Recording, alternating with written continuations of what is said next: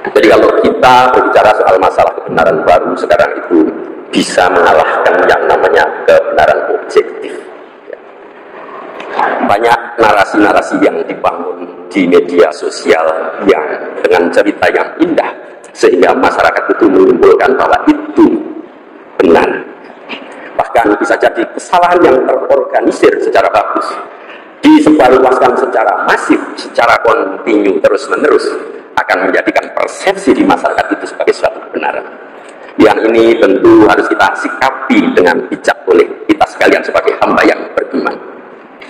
Mungkin para jamaah juga sering mendengar dampak dari persetujuan dua alumni kita, yaitu yang pertama adalah Pak Joko Widodo, yang kemudian versus Pak Roy Suryo dan teman-teman, yang memberikan dampak negatif terhadap institusi kita, nama besar Universitas Gadjah Mada, karena masyarakat sekedar menyimpulkan ya, apa yang terjadi di dalam pemberitaan maupun yang ada di dalam media sosial.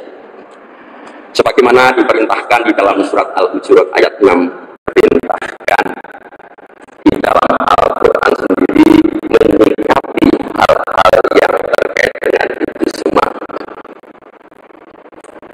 Makanya saya sebagai orang yang beriman mengambil ini.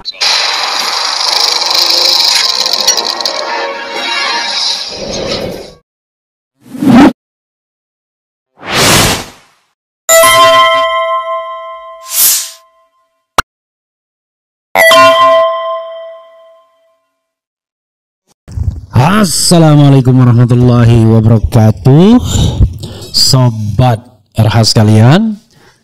Jumpa lagi kita di channel yang keren ini, keren cadas ya sobat RH sekalian. Ini ada lagi pembela ijazah asli Jokowi, good ya, dari seorang yang tentunya kredibel, Profesor Dr. Gigi Suryono ya, Suryono Mulyono dekat-dekat saja. Dan dia profesinya dekan Fakultas Kedokteran Gigi ya UGM. Jadi dia unjuk gigi untuk membela Jokowi. Apakah pembelanya benar atau salah? Ya itu relatif ya. Kita tidak bisa mengatakannya pasti salah, tapi tidak bisa juga mengatakannya pasti benar. Karena itu coba kita baca dan kita uji klaim-klaimnya ini ya. Sekedar menguji, bukan menyalahkan. Oke, coba kita baca dulu dari awal sampai akhir. Dari suara.com ya. Dari atas mimbar Jumat Masjid UGM, Profesor Suryono beberkan fakta ijazah Jokowi. Kita baca dari awal sampai akhir. Nanti di sana kita akan tahu ya. Suara.com, dari atas mimbar suci Masjid Universitas Gadjah Mada UGM, sebuah kesaksian langka dan tegas dilontarkan oleh seorang pimpinan universitas. Merasa gerah dan tak tahan, nama besar alma maternya terus-menerus direndahkan dalam pusaran polemik ijazah Joko Widodo Jokowi. Dekan Fakultas Kedokteran Gigi FKG UGM, Profesor Dr. Gigi Suryono SHMM PhD, akhirnya turun gunung. Dalam khutbah Jumatnya pada 1 Agustus 2025, ia tidak hanya mengutuk masifnya disinformasi, tetapi juga mengungkapkan bahwa dirinya secara pribadi telah melakukan investigasi atau tabayun. Tabayun sama investigasi beda bro. Untuk membuktikan kebenaran yang sesungguhnya. Hasilnya ia mengaku telah melihat sendiri bukti lengkap yang tak terbantahkan. Bukti lengkap tak terbantahkan. Profesor Suryono mengawali khutbahnya dengan menyoroti fenomena berbahaya di era digital, di mana narasi bohong yang terstruktur rapi mampu mengalahkan fakta objektif. Jadi kalau kita berbicara soal masalah kebenaran, baru sekarang itu bisa mengalahkan yang namanya kebenaran objektif. Ujarnya dikutip dari YouTube Masjid Kampus UGM. Bahkan bisa jadi kesalahan yang terorganisir secara bagus disebarluaskan secara masif, secara kontinu terus-menerus akan menjadikan persepsi di masyarakat itu sebagai suatu kebenaran. Lanjut dia sedang melakukannya ya. He is doing his job. Suryono secara spesifik menunjuk perseteruan antara dua alumni UGM, Jokowi dan Roy Suryo, sebagai sumber dampak negatif yang luar biasa bagi institusinya. Mungkin para jemaah juga sering mendengar dampak dari perseteruan dua alumni kita, yaitu yang pertama adalah Pak Joko Widodo versus Pak Roy Suryo, yang memberikan dampak negatif terhadap institusi kita, nama besar Universitas Gadjah Mada, ungkapnya prihatin. Operasi tabayun pribadi sang dekan didorong oleh rasa tanggung jawab sebagai akademisi dan perintah agama untuk melakukan klarifikasi dalam tabayun. Nah, klarifikasi itu benar tabayun ya, bukan investigasi. Sebagaimana termaktub dalam surat Al-Hujurat ayat 6, Profesor Suryono mengambil inisiatif pribadi. Ia merasa tak bisa lagi diam ketika pertanyaan yang merendahkan martabat UGM selalu menyambutnya di berbagai forum. Makanya saya sebagai orang yang beriman mengambil inisiatif untuk bertabayun, mengklarifikasi, mengkonfirmasi terkait dengan kebenaran itu, tegasnya. Saya tertarik untuk melakukan klarifikasi karena setiap kali saya memberikan ceramah kemana-mana, selalu yang pertama kali ditanya adalah terkait dengan itu yang mana kalau saya simpulkan merendahkan martabat Untas Gajah Mada, ujar Suryono. Ia kemudian menceritakan pertemuannya dengan Dekan Fakultas Kehutanan UGM pada 19 Juli 2025. Apa yang ia temukan di sana membuatnya terperangah, luar biasa terperangah ya. Menurut Suryono, Dekan Fakultas Kehutanan UGM menunjukkan dokumen lengkap terkait Jokowi yang kuliah di UGM. Terkait dokumennya yang disajikan Dekan Fakultas Kehutanan UGM sangat luar biasa sejak beliau Jokowi mendaftar, membayar SPP, KRS dan seterusnya sampai dengan ijazah bebernya. Tidak hanya dokumen, pelaku-pelaku yang terjadi saat itu ada yang satu angkatan dengan Jokowi atau alumni juga hadir memberikan kesaksian. Ini malah aneh ya. Ada juga yang mengambil foto saat Jokowi wisuda. Memang dia mengakui ijazah Jokowi yang disajikan Dekan Fakultas Kehutanan UGM berupa salinan atau fotokopi, bukan ijazah asli. Yang namanya ijazah asli itu ada di institusi atau ada pada diri kita. Tentu ada pada diri kita, bukan pada institusi. Yang ada hanyalah sekadar apa. Ya, saya ulangi. Yang namanya ijazah asli itu ada di institusi atau ada pada diri kita. Tentu ada pada diri kita, bukan pada institusi. Yang ada hanyalah sekedar apa? Jadi salinan ataupun fotokopi, ujarnya. Pengalaman melihat langsung seluruh bukti dan bertemu dengan para saksi sejarah itu telah meningkatkan keyakinannya ke level tertinggi, luar biasa ya. Dan saya telah menyaksikan sendiri dokumennya. Jadi lengkap. Begitu juga terkait dengan kesaksian orang-orang yang mengalami peristiwa sejarah itu. Sehingga yang tadinya saya ilmul yakin naik pada dataran yang lebih tinggi menjadi ainul yakin ya. Karena melihat sendiri terkait apa yang jadi dokumen itu, tegasnya. Ia menutup dengan sebuah panggilan moral yang kuat mendesak seluruh sivitas akademika dan masyarakat untuk berani menyuarakan kebenaran. Karena jika kebenaran didiamkan, kebohongan yang didukung oleh teknologi seperti kecerdasan buatan AI akan menang. Ia khawatir jika ini dibiarkan, citra UGM akan hancur lebur di mata publik. Ya, nanti bisa jadi timbul kesimpulan UGM jual beli ijazah. Ini yang terjadi di masyarakat ya. UGM tanpa kuliah pun bisa apa? Jadi meluluskan pungkasnya dengan nada penuh kekhawatiran. Oke. Ini bagi saya challenging seperti ini ya. Gini, pertama saudara sekalian, dia mengkonfirmasi tabayun dengan Sigit Sunarta. Sigit Sunarta ini adalah Dekan Fakultas Kehutanan UGM yang melakukan show off ijazah fotokopi Jokowi, yaitu yang berkacamata itu, yang juga muncul di dalam reuni di Ambarukmo, yang muncul dalam unggahan Dian Sandi, kader PSI, yang muncul di Bareskrim Mabespori. Jadi kalau itu konsisten dengan ijazah itu, maka Rismon Sianifar, topi merah, dan Roy Suryo sudah melakukan penelitian atasnya dan kesimpulannya fake. Oke? Satu. Jadi kalau dia mengklarifikasi kepada Sigit Sunarta, justru klarifikasi yang agak sulit diterima. Ini ibarat perawi hadis. Kita harus mengetahui, kita tanya kepada siapa. Apakah orang yang kita tanya itu orang yang terpercaya atau orang yang diduga bagian dari konspirasi? This is the point. Oke? Karena itu, kalau dia mengklarifikasi pada Sigit Sunarta, itulah pangkal persoalannya. Ada kesan UGM menutup-nutupi, melindungi hal ini dengan tidak bertindak secara transparan. Dan UGM hanya berani menunjukkan kepada orang per orang secara tersembunyi, tapi tidak berani melakukan press conference secara terbuka menunjukkan data-data itu. Jadi Pak Dekan Fakultas Fakultas Kedokteran Gigi, ya, Anda mungkin orang lurus, tapi jangan salah, Anda pun bisa terjebak kepada permainan-permainan ini. Karena yang diperlihatkan kepada Anda itu adalah dokumen-dokumen yang satu sama lainnya tidak konsisten, atau dokumen-dokumen yang sudah terrekayasa. Kenapa saya menganalisis demikian? Itu karena justru ketika dokumen dari Fakultas Kehutanan UGM atau dari UGM tersebut diambil oleh Bareskrim Mabespori, Maka disitulah terungkap hal-hal yang aneh. Satu, yang anehnya, nilai Jokowi itu cuma 122 kredit dengan IP 2,05 dan tidak ada mata kuliah jurusannya. Itu yang baru terungkap lagi. Padahal kalau 122 ya nggak mungkin sarjana. Karena menurut Dr. Tifa paling tidak sarjana harus 161. Yang kedua, apalagi? Yang kedua ya terkait dengan tahun KKN. Bareskrim mengatakan 1983. Tapi Jokowi mengatakan awal 1984. Awal 1985. Kemudian Bareskrim 83 atau 84. Awal 1985. Kemudian apalagi yang kemudian menjadi aneh? Registrasi itu sarjana muda berkali-kali itu diconteng. Saya tunjukkan ya, saya omongkan ya, sarjana muda, registrasi dan lain sebagainya, kemudian nilai dan lain sebagainya. Nah, hal-hal seperti itu nggak ada jawabannya. Kenapanya? Kenapa 122 SKS? Kenapa mata kuliah jurusan tidak ada? Mengapa tanda tangan tidak ada? Mengapa lembar pengesahan tidak ada? Jadi Pak, jangan hanya melihat atau tabayun dengan satu sumber saja. Coba Bapak tabayun juga dengan Roy Suryo, vice versa. Tabayun juga dengan Rismond Hasiholan. Apa yang mereka temukan selama ini? Kalau tabayun hanya salah satu pihak, ya kita tidak akan mendapatkan informasi yang komprehensif. Kita akan menganggap itu sebagai sebuah kebenaran, padahal orang sudah menelitinya satu-satu dan tidak ada koherensinya, ada inkonsistensi di dalamnya.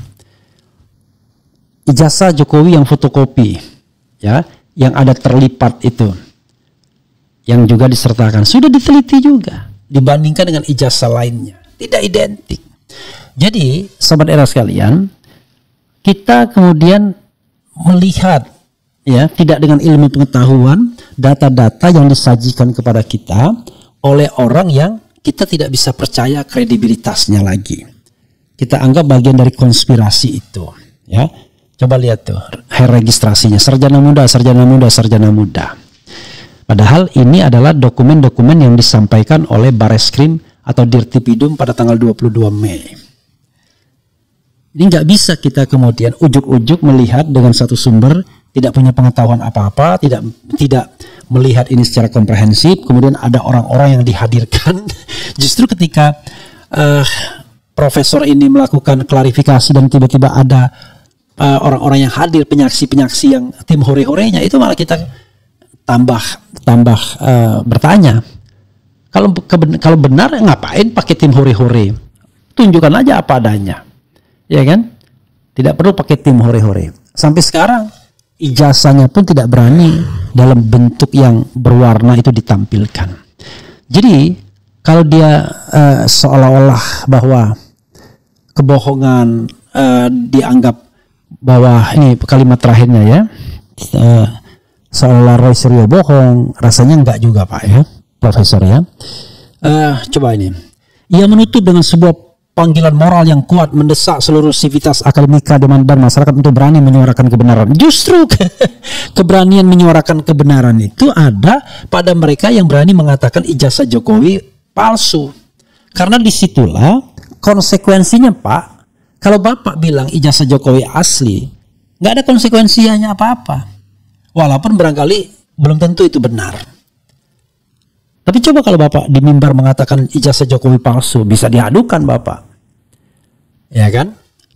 Kemudian, karena jika kebenaran didiamkan, kebohongan yang didukung oleh teknologi seperti kecerdasan buatan AI akan menang, ia khawatir jika ini dibiarkan, citra UGM akan hancur lebur di mata publik. Jadi Bapak ingin mengatakan bahwa Roy Suryo dan kawan-kawan itu adalah menyebarkan ketidakbenaran melalui teknologi buatan.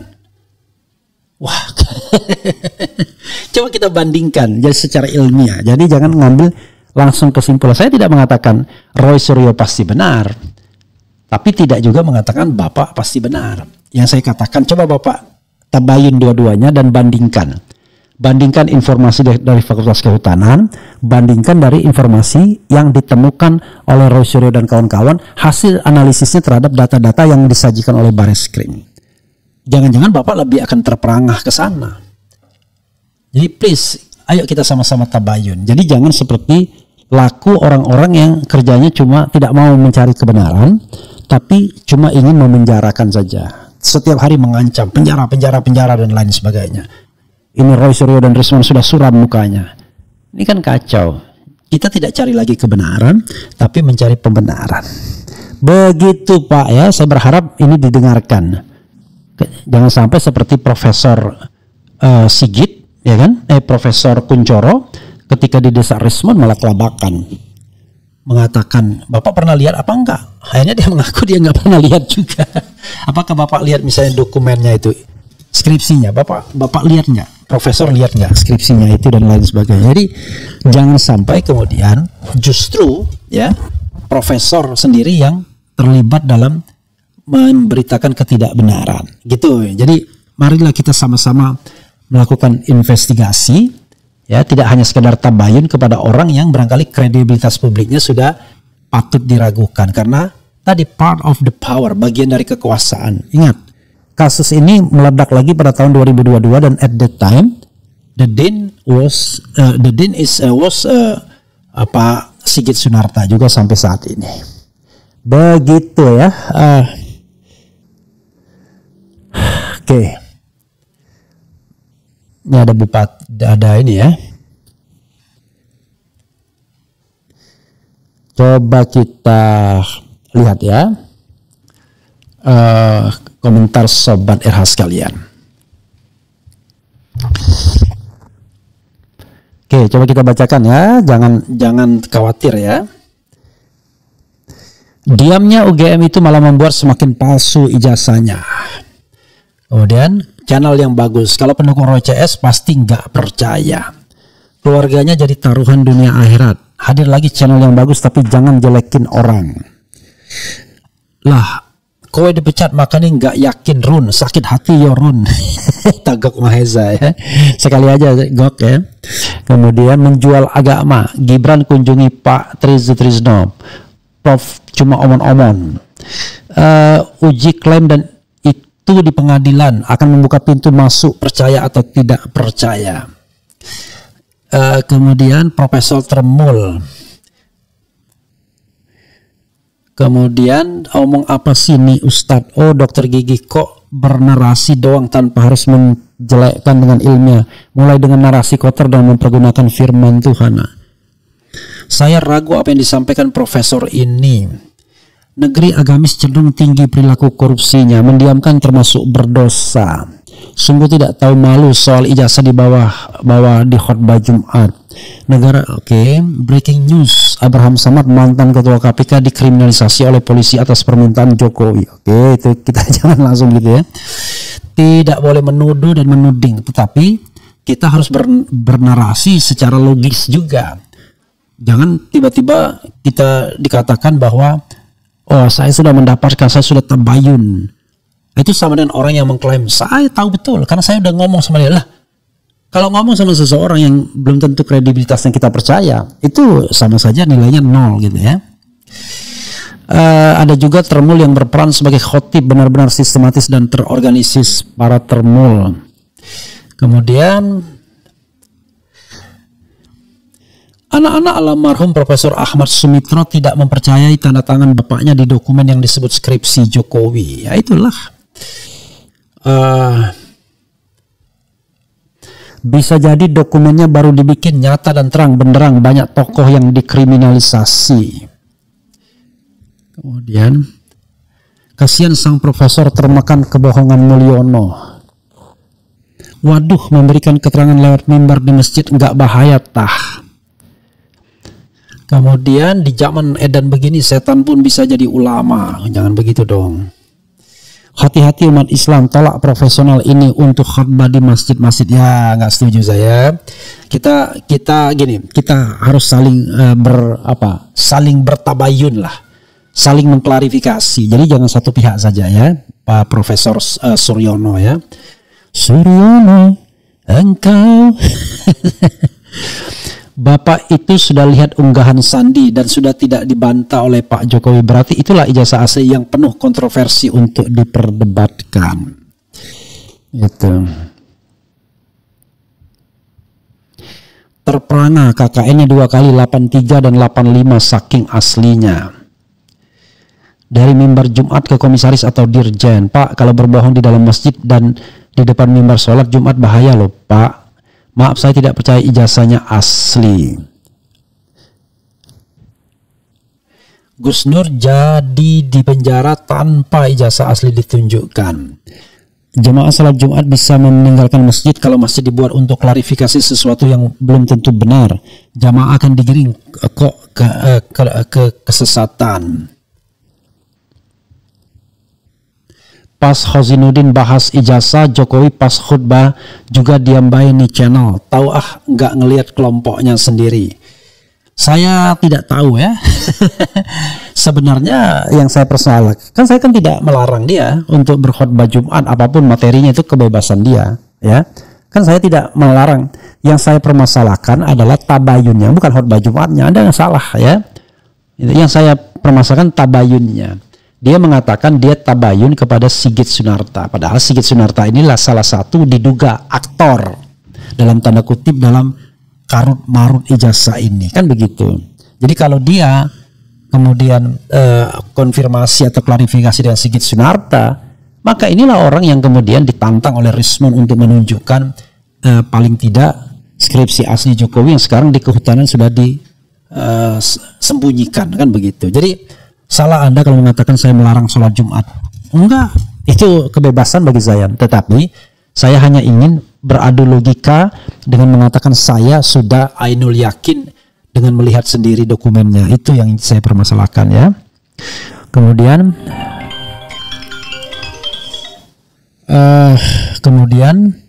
di zaman serba palsu begini, oke. Kalau intelektual tabayunnya kenapa enggak ke semua para pihak yang bersengketa? Data mana yang valid justru tidak bisa adil dan jujur. Ya itulah ya. Jadi kalau mau tabayun kepada semua pihak, jangan satu pihak saja. Gitu. Lalu dari tabayun tersebut baru kemudian membuat kerangka berpikir. Jangan hanya satu pihak saja ya. Kita sudah mengikuti ini semua, kita dengarkan keterangan data. Justru data dari pihak UGM dan Barreskrim itulah yang diteliti oleh Rismon dan teman-teman, kan begitu. Kemudian Ustadz ini yang benar, Refli yang salah. Ya mungkin juga. Nah saya kan tidak mengklaim bahwa saya pasti benar, makanya saya katakan saya belum tentu benar, tetapi dia juga belum tentu salah, juga, kan begitu. Kalau Ustadz ini yakin asli dari tabayun, seharusnya tabayun pada kedua belah pihak, baik ke UGM maupun Royce Rio CS. Sama saja Bang, kalau narsum Anda adalah pembenci, pasti jawabannya bisa ditebak. Hehehe. Iya, tetapi bagaimanapun ya, masyarakat kan tidak bodoh. Masyarakat bisa menilai mana yang bisa dia, let's say ada kebencian, katakanlah begitu, kan selalu bilang benci. Tapi kan masyarakat akan bisa melihat ini informasinya valid atau ngawur, kan begitu. Masyarakat akan tahu mana yang valid, mana yang ngawur, mana yang pakai metode ilmiah, mana yang cuma sekedar bantah-bantah aja, kan begitu.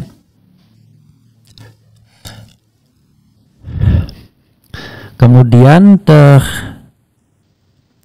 Bang RH, akhir dari sinetron ini seperti apa kiranya Bang? Judulnya lucu lah, kelompokmu Anies, Khozinuddin, Ferry sama juga pidato di masjid, jawab Bang Refli. Ya kan gak ada masalah. Gitu. Jadi bukan soal mimbar masjidnya, tetapi kualitas informasinya, gitu loh.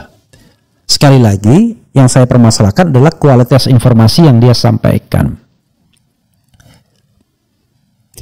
Kemudian, negara tidak boleh kalah dengan mafia pemalsuan ijazah walaupun langit runtuh, hukum harus ditegakkan, ya. Fiat Justitia et periat mundus, ya. Mau ada yang bilang asli dan palsu itu terserah masing-masing, tapi kalau pakai logika sederhana tinggal tunjukin kagak berani namanya palsu, bikin gaduh. Ya itulah logika anak SD yang sebenarnya itu yang paling lurus gitu ya. Bang RH, akhir dari sinetron ini seperti apa kiranya? Akhirnya adalah Jokowi tidak akan pernah tunjukkan buktikan ijazahnya asli atau tidak pernah akan ada press conference, tetapi semua orang akan dibidik dengan pasal-pasal ujaran kebencian dan lain sebagainya. Kemudian sejak munculnya kasus ijazah orang yang waras, yang masih waras penglihatan masih jelas tidak akan termakan tipu daya Mulyono. Kemudian negara akan runtuh jika negara sudah berpihak pada kejahatan mafia pemalsuan ijazah, bukan kepada pihak kebenaran dan keadilan. Semudah makan tempe, bersihkan UGM dari setan-setan kampus. Hamka, ilmu itu terang, ilmu tanpa kebenaran adalah bayang-bayang melulu. Gini amat jilatannya hanya pengen jadi komisaris, Profesor Bangke. Kami lebih percaya Damkar ketimbang polisi karena Damkar tidak bisa diintervensi Jokowi. Kalau asli masa takut nunjukin malah ribet dibikinin Mulyono. Orang-orang yang seperti inilah yang membuat Jokowi merasa bersih kekeh ijazahnya asli, padahal Jokowi sendiri sebetulnya sudah menyadari kalau ijazahnya palsu. Negara Negara akan ladang RH cari panggung dan cari uang, luar biasa. Saya malah setelah YouTube ini nggak banyak uang saya. Uang saya banyak ketika saya jadi lawyer gitu ya. Makanya saya katakan penghasilan saya 5 tahun sebagai YouTuber itu kurang lebih sama dengan 3 klien saya terakhir gitu ya. Digabung 3. Jadi Anda jangan terlalu underestimate lah gitu ya. Kemudian cuman masalahnya saya senang mengerjakan ini karena apa? Karena ini ada nilai informasinya. Kita bisa mengadvokasi kepentingan-kepentingan publik ketimbang menjadi lawyer komersial yang ya biasalah ya. Kadang-kadang hubungannya dengan yang bayar aja gitu ya. Kemudian kasihan Prof Dekan FKG. Kemudian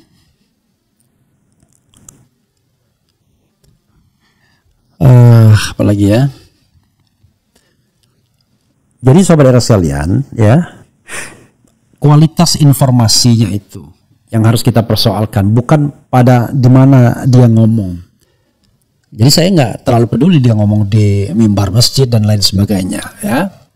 Tetapi yang saya pedulikan adalah kualitas informasinya. Dia mengatakan tabayun tapi kepada satu pihak saja, lalu kemudian menyimpulkan. Padahal justru informasi dari pihak itulah yang sedang diperkarakan atau dipersoalkan dengan metode atau analisis ilmiah Rismond, Dr. Tifa dan Roy Suryo. Itu persoalannya. Oke, saudara sekalian ya, itu saja, mudah-mudahan bermanfaat. Wassalamualaikum warahmatullahi wabarakatuh. Keren. Yes.